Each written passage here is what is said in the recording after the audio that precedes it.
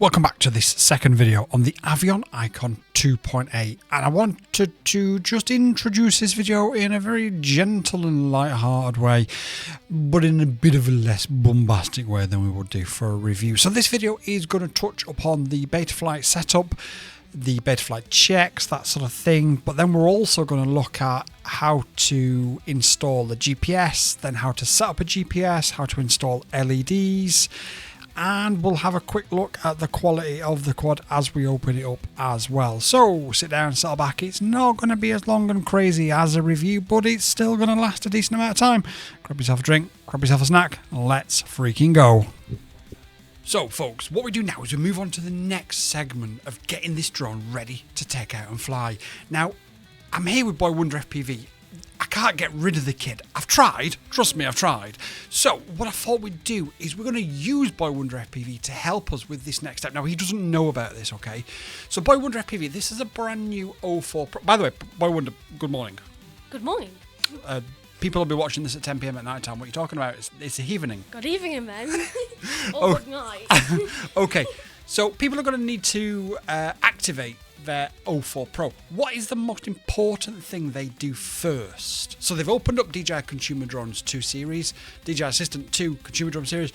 What's the most important thing that they do next? Plug the drone in with a battery. So why do we need to plug a LiPo in, Boy Wonder? To activate VO4, you need a LiPo, but if you're updating VO4, you can just use a cable. You don't need the battery. Brilliant. So let's plug it in then, and you'll be able to hear that here.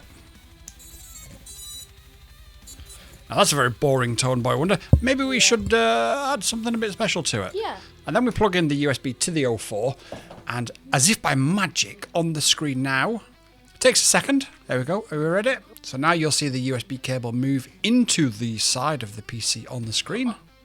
Perfect timing. Perfect timing. It tells me O4 Pro. So we click that. Now what do we do, Boy Wonder? Click the start activation button. Now, is this a random email or is this our email? Our email. So, for the boys and girls that don't understand, if you are to be brand new to this, you're not going to have an email that's registered with DJI. So you can actually, if you're not already signed into it, on this screen it will say create account. Once you've created it, it will then ask you which account you want to use to activate it. And then all you do is you press activate. Now, activation successful. Boy Wonder FPV, what do we do next? Unplug the battery. Unplug the battery, okay. Safety first. Safety first.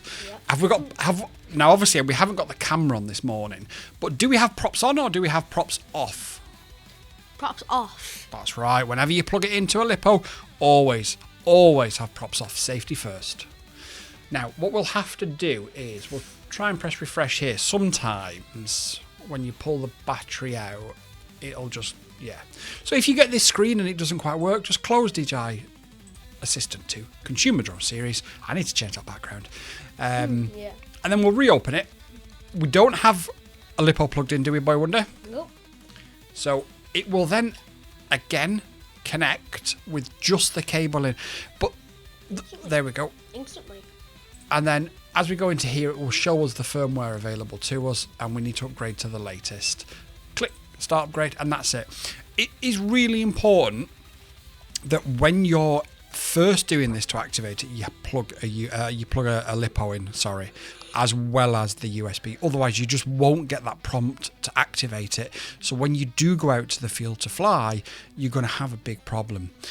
However, once you've done that, you never need to do that again. So whenever you're plugging it in, so to pull off your footage or to upgrade it or whatever, you just need a USB, and you can even power it via your phone. So you can plug a USB-C into your phone, a USB-C into the air unit, and you can actually pull footage off whilst you're still out there flying. We do that all the time, don't we, Boy Wonder, for shorts? We literally do that every single day. Every single day. Yeah. Damn, he's telling everybody how often I fly. Damn it. Okay, there's nothing else you need to do here. I will leave this, I'll speed it up, but basically once it gets to the end, you just click OK and you're done. And then we'll move on to the next segment.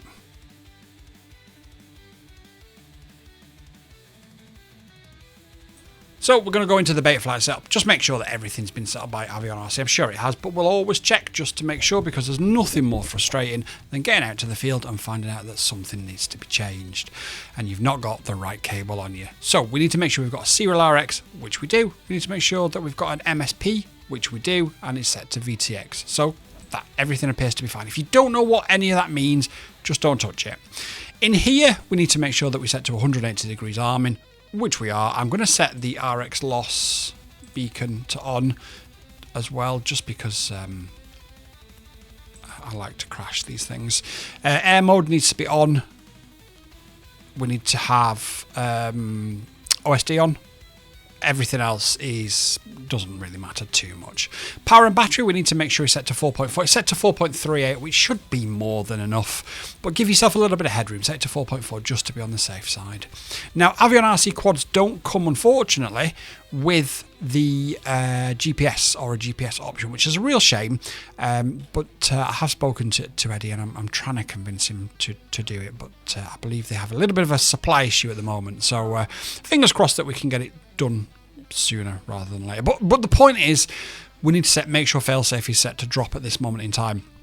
What we are going to do is we are going to circle back to this either in this video or in a future video, and I'm going to show you how to install the GPS, how to set up a GPS, and why you would want it, because you guys are going to ask me one question about this drone that I'm not going to be able to answer until I've done it. In presets, we don't need to touch anything in here. PID tuning, this is the PID tune. They do it by numbers as opposed to sliders, so take a screenshot, and again, take a screenshot. What I will do is, and I did promise to do this, so with every new drone I get, and I will go back, circle back and get the old ones as well, I will save the CLI and I'll upload it to my Discord. I'll upload that to my Discord. Okay, the other thing we need to change is going to be the rates. So these are Betaflight rates. I don't fly Betaflight rates, I fly actual rates.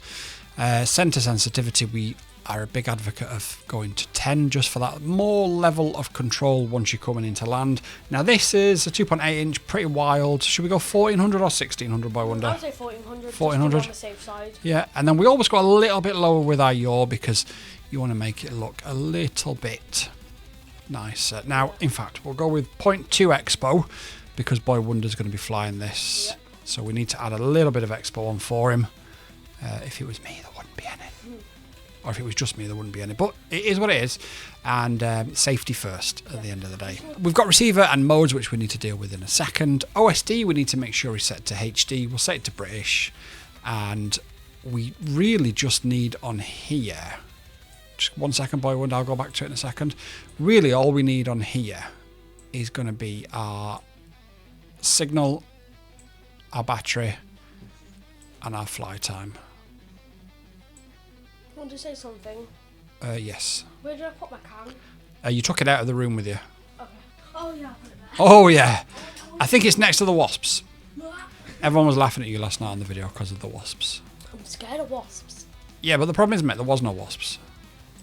Probably a bee then. I'm so scared of bees. Don't be scared of bees. And flies. Or flies. I want some small flies. And also, we're going to put that number in as well. Because we're flying without a GPS, we just need to be more aware of what our signal's doing. It is. Right, so again, it's totally personal. I will add a lot more to my OSD once I've got a GPS installed, but I think we're going to do the review without, and then we can circle back and do an additional video. I think that's better because it attracts the right people rather than you having to sit there through bits that you don't necessarily need. But let me know in the comments down below if I'm right or wrong, or you don't care. Let me know. Either way, or don't. I don't care. Let's move on. Right, so let's go back into our receiver tab. Now, Boy Wonder, we're going to need a battery, aren't we? Yes. Yes.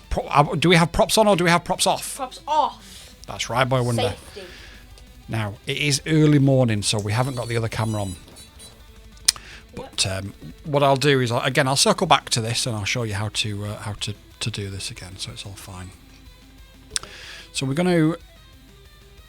This doesn't... I don't understand when this does and doesn't work, this bind receiver malark.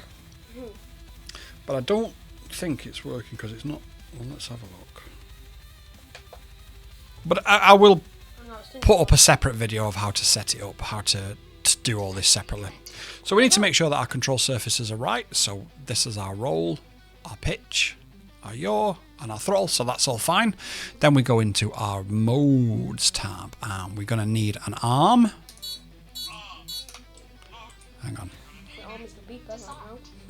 I'm going to need a pre-arm. We do. Safety first. So we've got an arm. Beeper we'll have on that one. And then we need a pre-arm, as Boy Wonder correctly points out. Yep. Again, leave it to auto, press your button.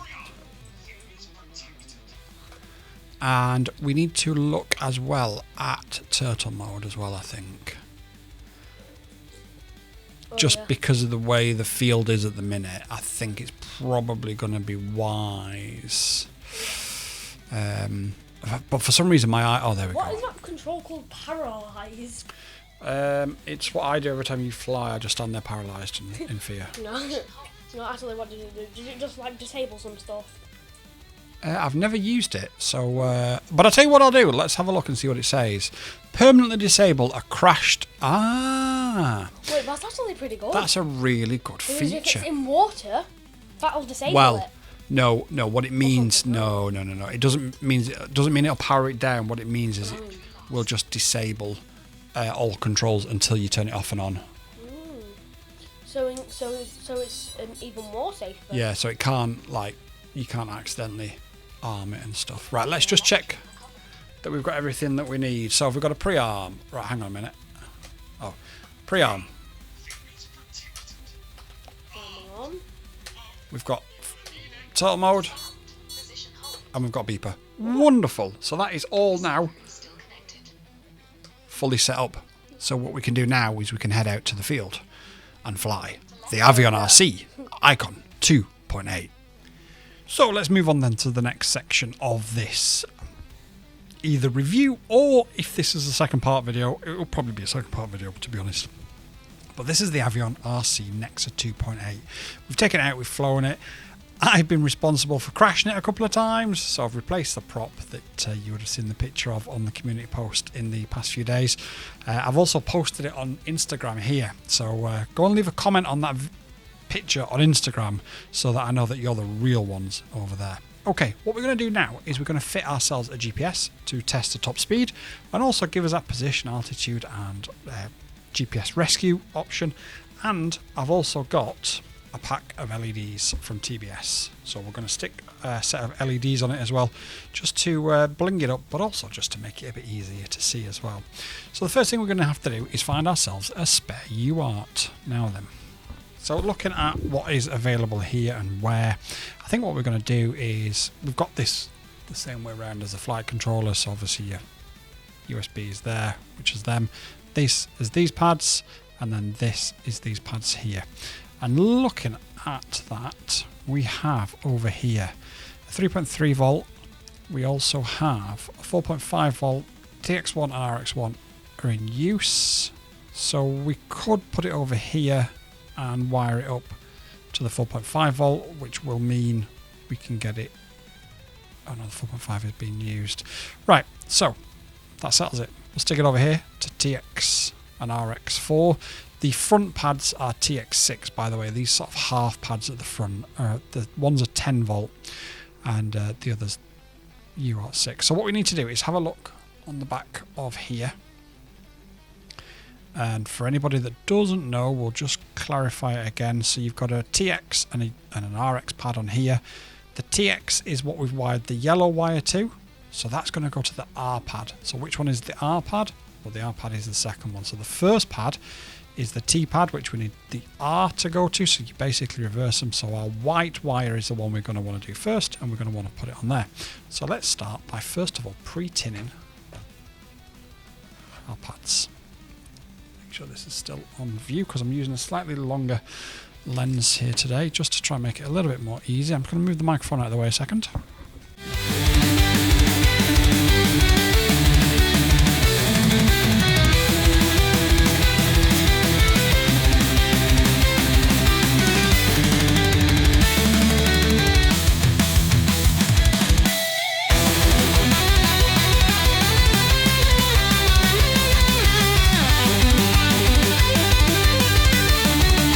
Okay, so the next thing you need to do now is get yourself a micro USB and plug it into the flight controller here.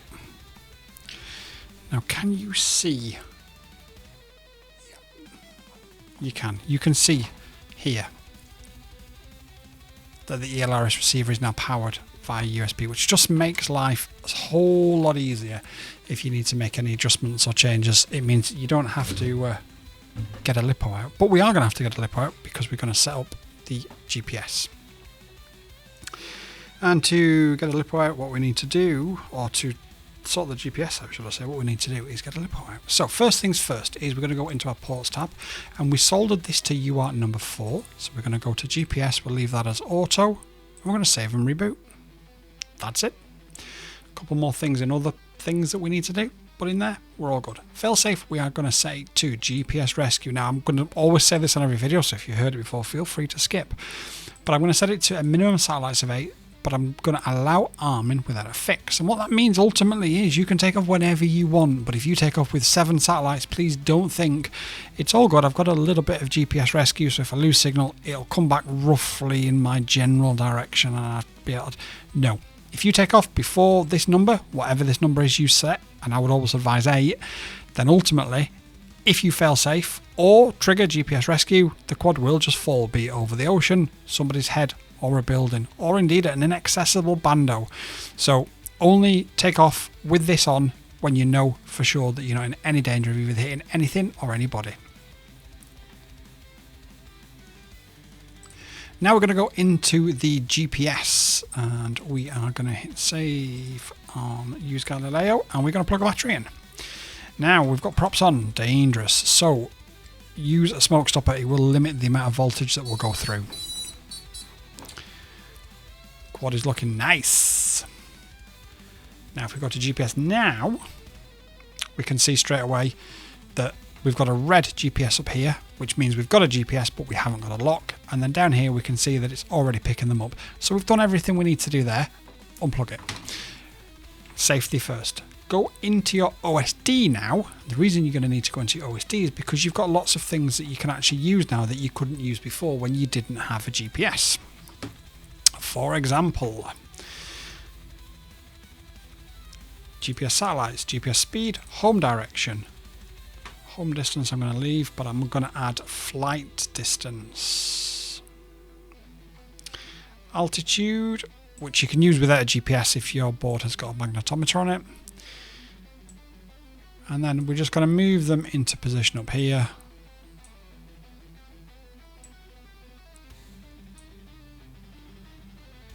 And this is, again, personal preference, how you want them set up. But if I have the satellites over there, because I just need to glance at them once, although with the widgets from Daniel Barros, you don't actually need to glance at them more than ever, really, once you've got a lock. If we keep the miles per hour in the middle, altitude on the right, home distance, or home direction there, and we've got total flight distance as well. And that's it. We've done it. We've fully set up. We just need to cable tie it onto the back here, but you'll still have loads of room even with this on the back for forest batteries. It's shorter than the Nexa, but it's more than long enough. It does feel a bit more pointy in the air, but I'm sure we'll have already discussed that on the review anyway. So without further ado, what we'll do now is I'll just find a cable tie, and then once I've found a cable tie, I'll meet you guys out at the field and we'll do our top speed test and our GPS recovery test, or GPS rescue test, and make sure that everything's set up fine as it should be, which I'm sure it probably will be, but just in case it isn't, we'll find out. Let's go. So with that done, what we need to do now is decide what we're going to do for our LED strips. So we have 5 volt red, 5 volt green, 5 volt blue, 5 volt pink, and 5 volt yellow. Now this, as we all know by now, is going to Boy Wonder as a gift, as a thank you from both myself and Ken for all the work that he's been doing recently. His channel colours are mainly red, so I think we're going to go with the red. Let's go with the red. Very lucky boy, but he has been working extremely hard on the channel, and not only that, he's given some great ideas with regards to the hand takeoffs, where you see them sort of come in really fast and then cut to the takeoff with a whoosh, and it takes straight off. That was all his idea. That's 100% him, so fair play to the lad. He's working super hard for us all. Okay, let me just pre-tin all this and get this ready to solder in, and we'll show you where we're going to put it. So we've moved things around a little bit since you was last here. We've moved the GPS to the 5 volt here, and then we've moved the receiver to the 4.5 volt pads on the edge here. That's twofold. That means that your receiver will work when you plug it into your USB, which is much more convenient, but also it means that we've freed up the 5 volt pad over here for us to now install the LED strip into. There are other ways we could have done it, but this is probably going to be the neatest way, and as this is for Boy Wonder, I figured we'd probably better do a decent job, because otherwise he's going to set his swarm of angry wasps upon me, and nobody wants that, do they? So we've pre-tinned our LEDs. Let me try and plug this, actually. Be a good idea. We've pre-tinned our LEDs, and we're just going to check to see which one. So the 5 volt is the first one. The first spare one, should I say. So now it should be a case of very simply just turning the soldering iron on. Essential part of this job. We've pre-tinned these wires, and then it's just a case of soldering them in, and yeah, we're done. Let's move this out of the way.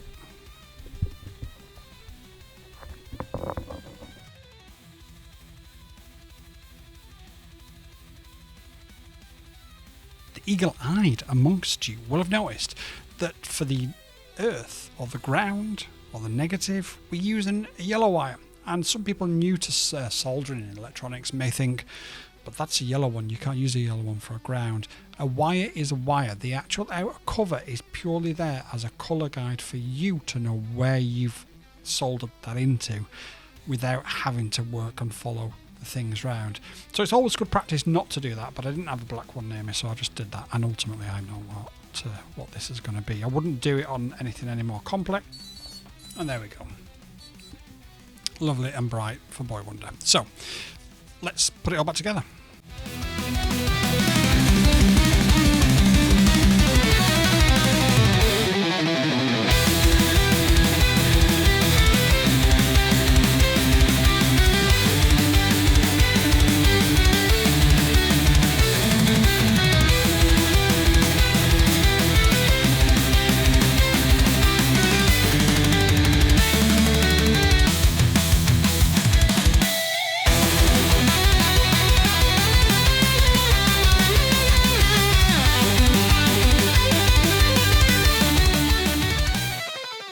Now, I've left the camera cable out of this standoff, so I should, if I just unscrew this, be able to just lift it enough.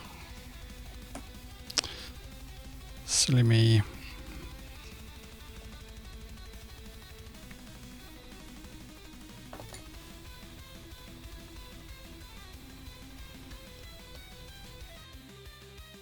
YouTube and I have had a chat, and we believe that this is the video that you'll like the most, so watch it and let me know if they're right.